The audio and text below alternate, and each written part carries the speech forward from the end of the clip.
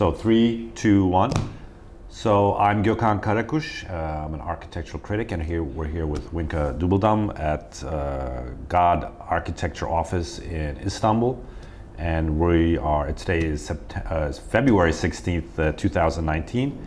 And we'll be talking a little bit with Winka about her practice, her background, her history, and some of her activities and education at Penn Design. Winka is she's the chair of the Department of Architecture at Penn Design at the University of Pennsylvania in Philadelphia.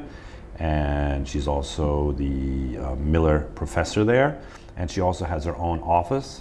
She's a founding partner at Architectonics in New York City in New York, which was a practice that she founded in 1994. Her education is in Rotterdam in Holland, and then also at Columbia University in New York, where she graduated with a master's in the early 90s.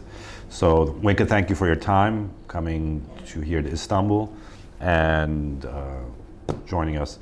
Can you speak a little bit about, I'm curious about initially your architectural education and what you feel you got out of the architecture culture of Holland in the 1980s and 90s. What was that like at that time, and who influenced you, and what was that, what was the nature of architecture in Holland in the 1980s and 90s that you remember that speaks to you still today, perhaps? Yeah, what was really interesting is the contrast between the Dutch education and then going to Columbia, which for me had a very precise reason, so I'll talk a little bit about that. The Dutch education is fantastic because it is just long. You have a solid education of anywhere 5 to 7 years, depending on how many times you take breaks to work with someone. It's very solid in the sense that it deals with engineering, it deals a lot with design concepts. It's a very independent way of teaching, which is very European. And I was in Rotterdam in the Academy of Architecture, which the benefit was that you're very open in choosing your own professors. So for my final thesis, I worked with Joost Meeuwsen, who had a magazine. He was both an architect and an architectural historian. Wim van den Berg, who was also teaching at the AA, and Peter Wilson. So I had a really great group of people to do thesis with. But I realized that studying in Holland, you didn't have any or hardly any architectural theory or philosophy.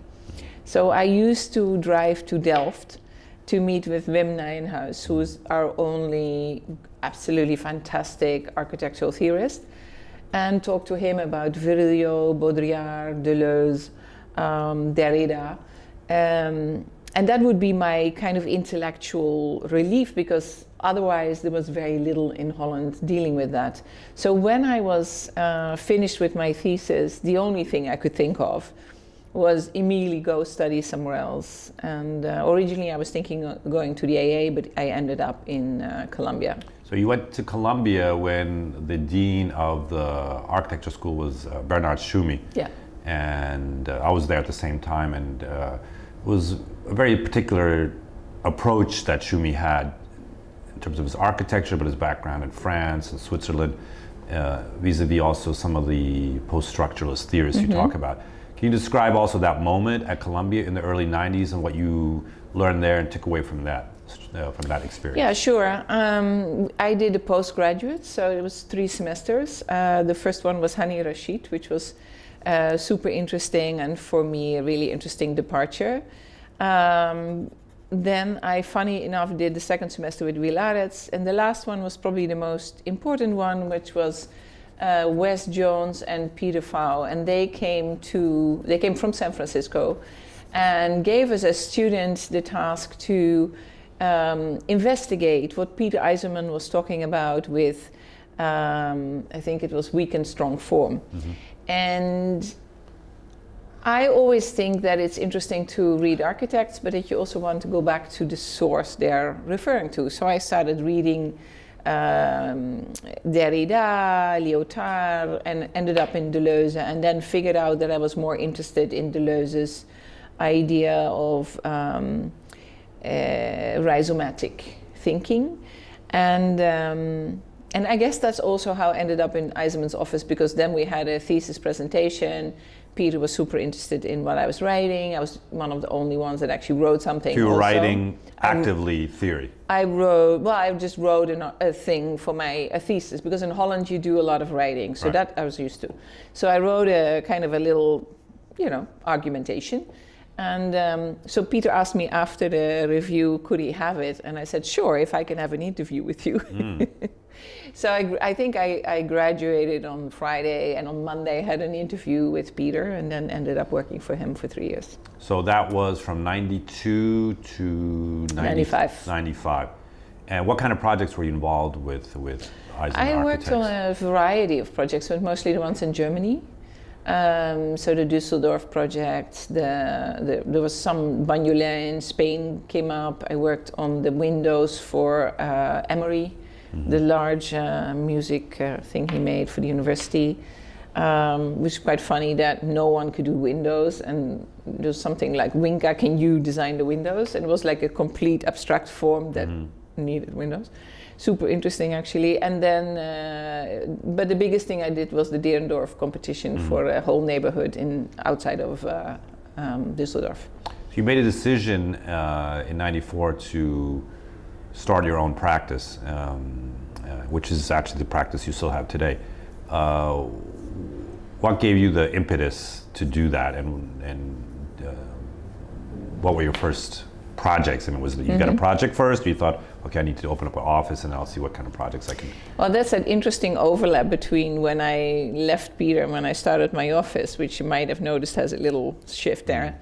I essentially took a leave of absence from Peter's office because when the Berlin Wall came down and East and West Germany merged, the economy of Germany went down temporarily because they had to pick up for East Germany. And all the very innovative projects either froze or were cancelled. So it was a huge drama for Peter, who had several projects in Germany. So I thought it was a good moment to take leave of absence, but I wanted to do that because I had an exhibit of my own work, and I also wanted to do a competition that I did with friends. And lo and behold, the competition or the exhibition attracted for some reason a ton of people, and a young woman who was from a wealthy family in Italy bought one of my pieces. I met her for lunch to discuss, what to do and how to transfer that to her. And when we met, she realized I was an architect and asked me to do the gallery, or at least make an alternative proposal for the gallery, because her parents had a very classical Italian architect doing it. So it was a gallery on West Broadway. We made the alternative proposal, which she said she would pay me for, but if we didn't win, then the Italian person was going to build it, which was all okay. But we won. The parents loved it, and then suddenly I had a project. I was also still working for Peter. Long story short, I kind of overlapped a little bit, and then Peter had to let some people go because of some of the German projects really never came back. And I had that project, and I got a Dutch grant to do research, and I thought I might as well start an office. So I rented a desk in Soho for $150 a month and started my office. Right, and why did you pick the name Architectonics? Well, it's because it's a very heady a term laden with many references. And, well, a very simple reason. I did not want the office to have my name, because I felt architecture is teamwork. I love working in teams, and I have no ego that is big enough to be constantly hearing my name on the phone when people pick up the phone.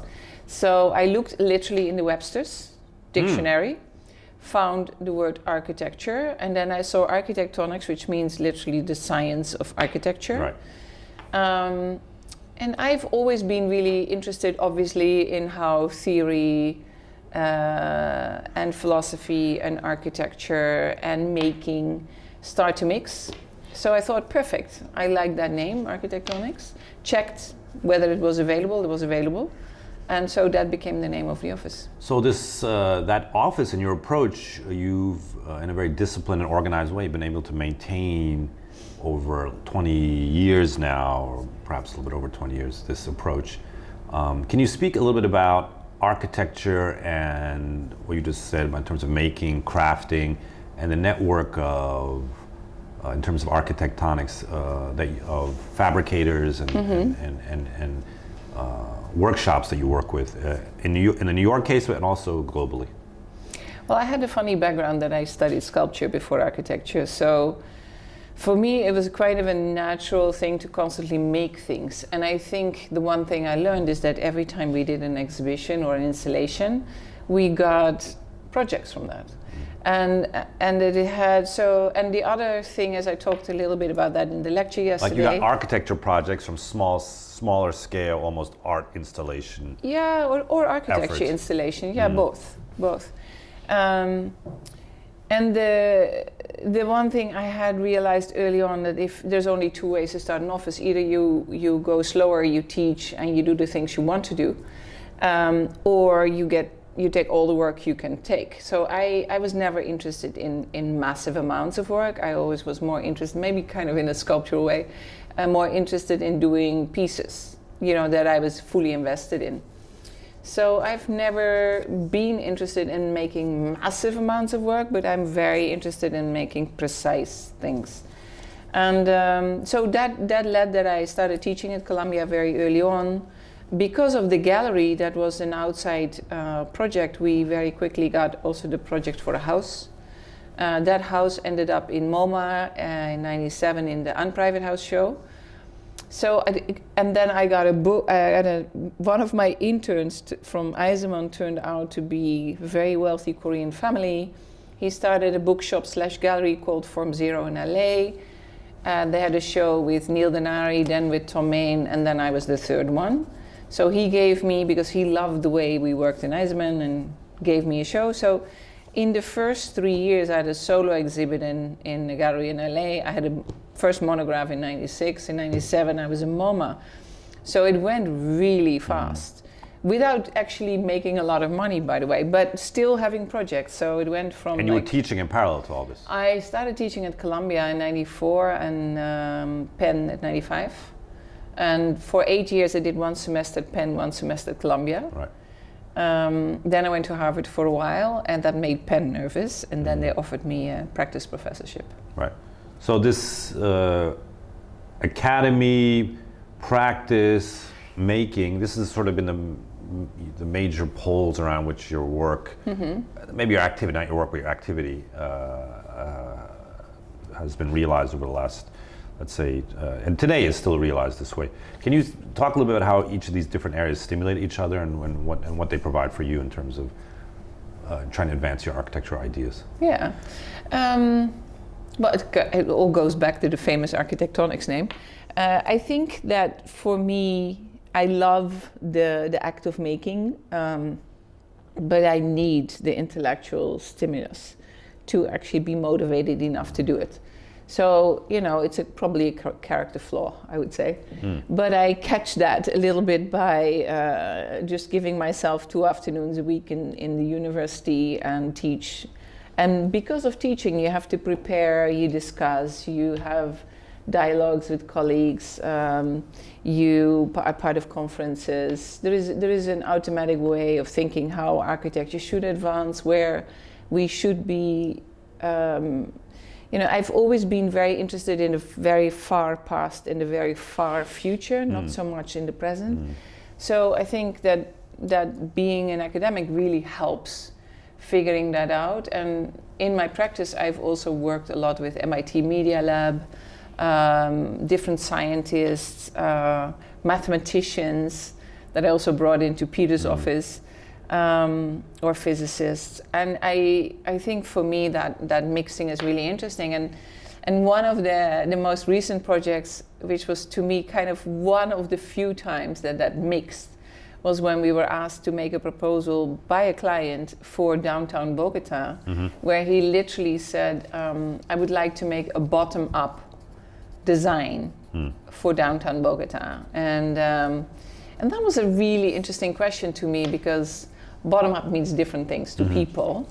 For him, it meant that he made a deal with the radio station and asked the people between 6 a.m. and 8 a.m. when they're commuting and they're in the car listening to the radio, what they thought of downtown Bogota. He had a website called My Ideal City, but that is one way of bottom up. For us as academics, bottom up actually means that you look at something that is intrinsically already in the site and that you extrapolate that in order to make something stronger. So the academic version of bottom up is slightly different. So I kind of mixed those two, which was super interesting, and realized that master plans are far over. Master plans are never completed, and especially in the case of Bogota, actually never even started, with the very short regimes they have there. So a bottom-up approach made sense in the sense that we did 5 kind of, you could say, attractor-like points or acupunctures, as you could call them, that we checked in particular moments in the site what was the strongest negative or the strongest positive, and how could we change the energy in the site, and rather than master plan it, create something that would cause growth. Right. And then growth in economic, political, and social way. So it's kind of more of a, you could say, a seed that you put, and that kind of releases energy. This approach to architecture, especially, I mean, you speak in one of the interviews, this issue of fragmentation, the fact that you can't just master plan things anymore. It's really the fragmentation of both our urban spheres and in terms of globalism today. In terms of planning, if the era of master planning and these kinds of really top-down perhaps approaches are not over but not as effective, how does one address, and I want to specifically link this to your project for the Games Park in Hangzhou, how does one then develop ideas at a large scale for cities if we just can't apply master plans? What is the strategy there? Well, yeah, that's a really good question, and I guess that's exactly what we did there too, because and it's the Hangzhou Games Park. Yeah, it's the Asian Games 2022. It's a competition you won a few years ago. Invited competition I won it a few months ago. And we're already in DD. We finished DD. It is the Asian Games 2022. It has to be done in 21. It's a large park, but they gave us a master plan, and we decided to change it because we realized Asian Games is 2 weeks.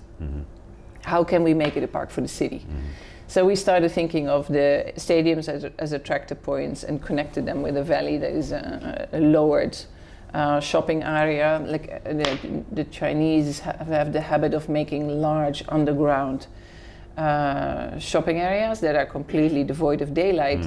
This was also something that had to be LEED gold and has to have a park that is following the principles of the sponge city concept they have.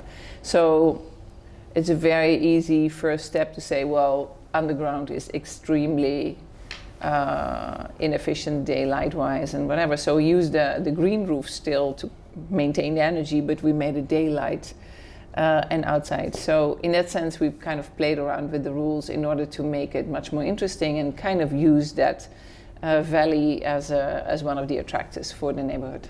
So in a place like China now, you're working, the practice with some initial build projects in the United States, specifically in New York, and then other smaller projects, bigger projects in Europe, and now in China. You've become now a global practice. Can you speak a little bit about what it means to run a global practice, architectural practice in 2019? It stresses on you, the office, because it seems from a distance, looking at a lot of architects running around various cities, that there's a limit to how much detail, and you're somebody that's involved with detail, that they can devote to projects. It's either on a plane or it's some call.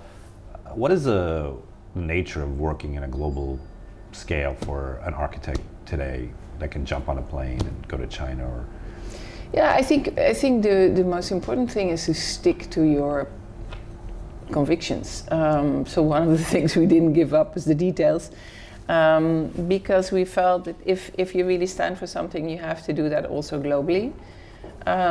So that still means that we don't take too many projects at the same time, and that we also have really good teams that we strongly connect to. So I got a local architect in China that works with us. I already had a partner for 10 years in China, and we have an office in Amsterdam for all the European projects. So because I believe in teamwork, that also works in the sense that people who either worked for us or used to work for us are really often very eager to start your office somewhere else. And that has been really helpful. So that's what we do. You have a very robust network of collaborators, manufacturers, brands that you work with. How long has this, it's taken a long time to you speak, last night you spoke here at Istanbul Technical University about working with people over a long period of time. What is it about those long-term relationships, especially in terms of architecture, that you feel is the really active component that allows you to do things that are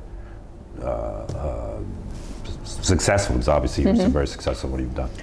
Well, I think I realized early that I like to take chances, and that you can only take chances with new materials and new ways of constructing things when you have extremely good collaborators. So I've worked with most people for 10 to 20 years, and they're all extremely, even when I was very young, I would hire extremely expensive, very global engineers and consultants, because you're young, you don't have the experience, but you can get away with a lot if you have amazing engineers that can build that confidence.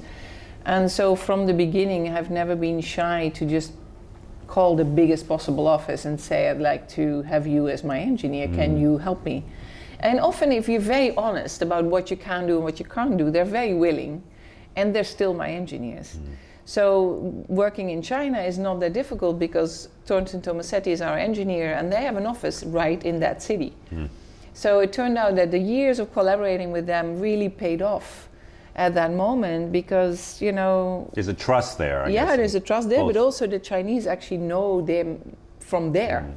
So you break down a little bit of that barrier that is, why do we have a stranger? Why do we have an architect? So you feel that relationship in terms of creating architecture, especially the kind of very detail-oriented, very performance-oriented, very material-oriented work that you're doing now, this has been a major factor in your ability to realize this kind of architecture. That and our idea that, I really strongly believe that architecture should be closer to car design or industrial design. So we work a lot with car designers, we work a lot with industrial designers, and a lot with manufacturers. It's kind of funny that we still build buildings that are little pieces of baked clay with grout in between. I like to think that we can work with new hybrid materials that are less bad for the environment and that are more interesting and have a larger capacity to have interesting shapes and other ways of making space. So the manufacturers are a big part of that also, to kind of do that work. But it's not just, for example, you have two very distinct residential buildings in New York, one with a glass facade, one with a marble facade, and both operate in a way that is not standard either for New York City or perhaps even for that kind of typology. But you've been able to execute these with a level of detail that it's very difficult to master. The clients obviously are bought into this system, but in terms of how you work, how does that, your architect relationship with these manufacturers, there's a certain knowledge transfer going on in all these processes, right? To get to that glass facade or that marble facade or that structure. What is the key bit of, because it's not you, there's also a staff there. How do they and how do these collaborators work together? Do you actually try to manage these processes and tell everybody what to do, or how does that connection happen? Don't forget I teach. Yeah. So a lot of my students work in my office, and I've already educated them, so that really helps. And we've always been, probably way before anyone else, we were designing 3D in the computer. Right. So parametric design wasn't even figured out yet, and we were already sending 3D models to manufacturers because especially that glass facade was the glass was bent and folded in Barcelona. The mullions were extruded in China. What year was that? That was 99. 99. So you're doing 2000. parametric architecture 99. Yeah, 89, 99. Yeah, that's when we were designing it, and then 2000 it was under construction.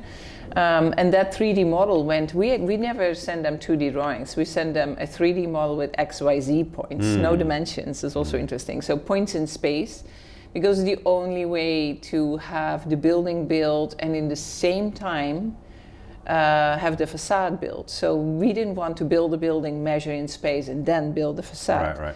We were trying out whether you could actually build a building and in the same time build the facade off-site, and then once the concrete is hard, you immediately close it with the skin. And that worked. So that was really interesting. It's kind of a process design at the same point. It's not just... Well, contractors hate that because it builds in risks for them.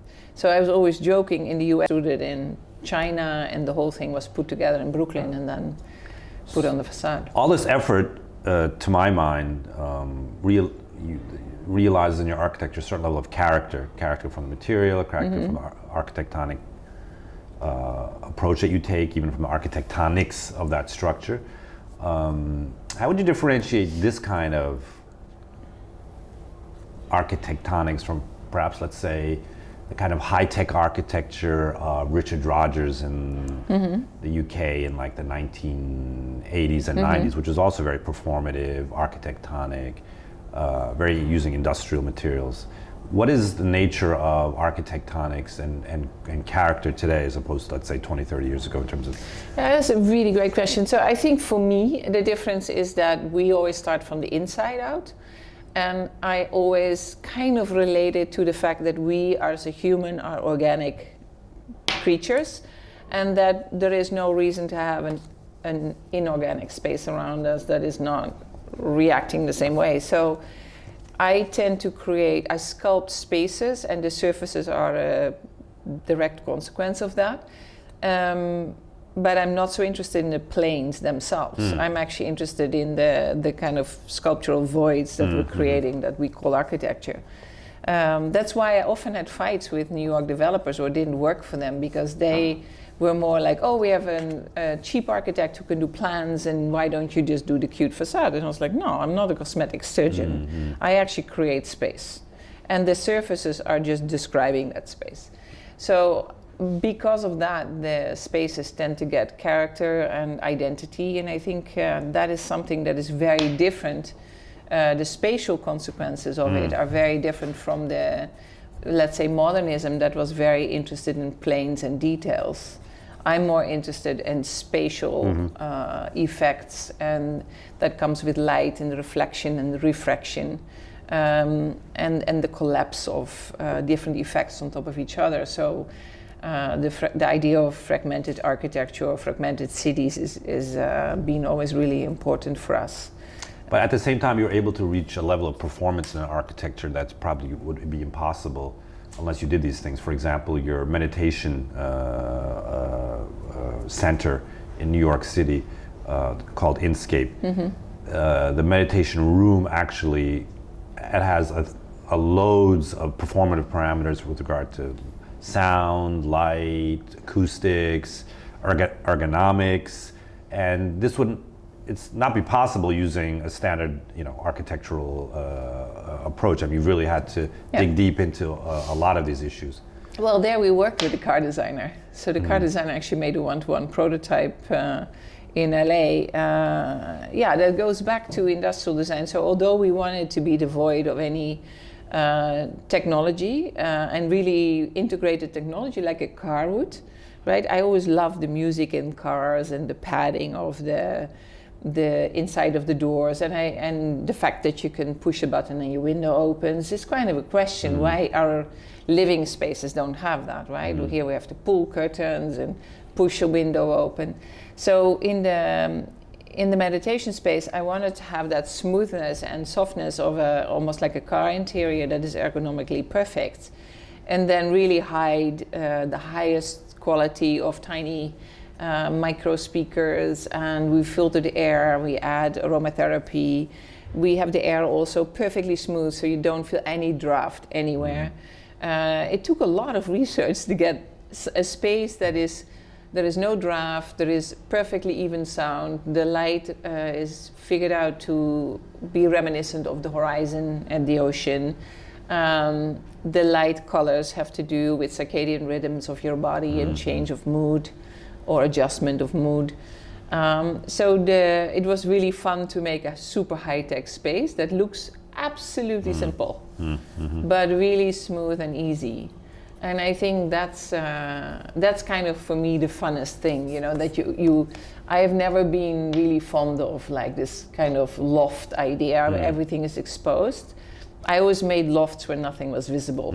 You know, the floor heating is in the floor, and the radiators are recessed, and the sound speakers and all the security system are hidden, but everything is there, but you see nothing. You're here in Istanbul this week because some of the students of your department are here also doing a studio, and you've also come from Berlin, where you were with your students at the University of Pennsylvania. Can you describe what you're doing here in Istanbul and in Berlin, why your students are from Philadelphia are now around the world, and what the goal there for the pen design is, and your personal goal for these kind of efforts outside of the academic environment there in Philadelphia? Well, one of the first things I thought of when I was chair is like two things. Pen was really fantastic always, but was very unknown. So I called it an oyster, really rough on the outside, really beautiful on the inside, and let's open it up and share and be better hosts. We were not necessarily great hosts. And the other one is that I think that students need to be ready for the next 25 years. You know, we're training them for their career, not for tomorrow.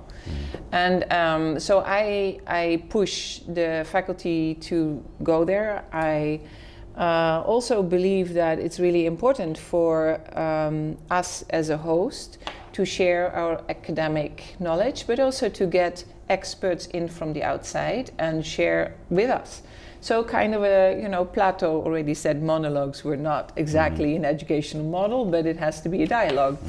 And I'm a very strong proponent of that. So I started a lot of collaborations with different countries. We worked with the Egyptian government, Mexican and Colombian developers.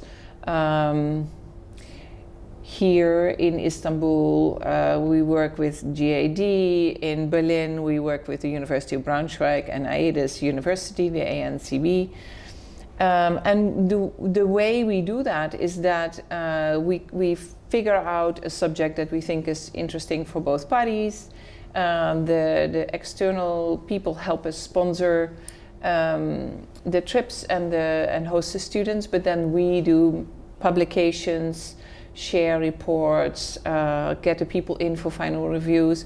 So the dialogue is an ongoing dialogue, and we usually like to do that for more than 1 year so that we all can learn from it and improve it and go much deeper than a surface reading of a place, really understand what is going on and how we can help. But we also say always that this is not to give a cute tower to someone that they can build tomorrow. This is really us as consultants for the next 25 years. We never promise that we will solve their problems that are going on. We always say we can help you have a longer term vision and understand things as a bigger, wide view from above or from below, whatever way you want to say that. So that has been really great, I think, because we get amazing collaborations and a huge amount of knowledge in. But also, I think for other people, it's been really interesting and productive. And we have a lot of publishers that work with us to get the work published. So these books don't only stay internal in the university, but they actually get distributed by publishers. Okay, I just want to sort of complete this effort here by just asking you a just very open-ended question about, I mean, today we have lots of crises around the world. We have ecological crises, we have sort of technological crises, political crises, as an architect and thinker going forward, what do you think is important for architecture and architects to think about in terms of a lot of the crises and that we are encountering all over the world? But what do you feel is the concern the architect should have beyond? Ultimately we're involved in a very humanist act, which is making places for people to habitate. So 2019 going forward, what would be the goals for this type of habitation for architects 20, 40, 50 years? That's a really good question. For some reason, I get all the time invited to other universities because they all think that architecture is over.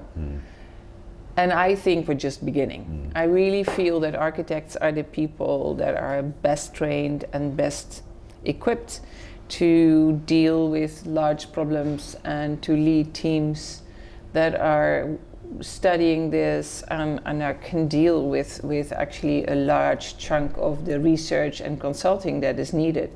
So I usually tell my students at the university to really that we prepare them, and that's also why I have these collaborations with governments and developers all over the world, that we like to prepare them to be not only architects that design beautiful spaces, but also that people that can think bigger and that can understand larger scale problems and lead teams to help resolve these things with a wide array of other experts.